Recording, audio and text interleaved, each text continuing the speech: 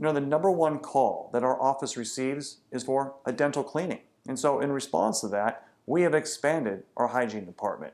You know, the hygienists that we have at our office, what we're looking for when we hire them is somebody who's, one, very good clinically, but also two, ones that know how to make the dental visit comfortable. How that they can make their patients go through and have their, every 6 months, get their teeth cleaned in a way that's thorough and comfortable at the same time.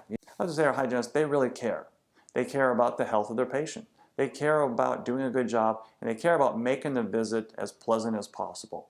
And so what we have found over the years is that patients have really come to trust the hygienists. They actually see them as part of a trusted ally in their overall healthcare team.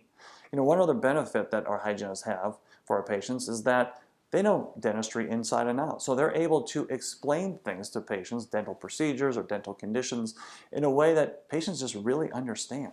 And so that's one of the other reasons why patients love coming in and seeing our hygienist. You know, if it's been a while since you've been in to get your teeth cleaned, that's fine.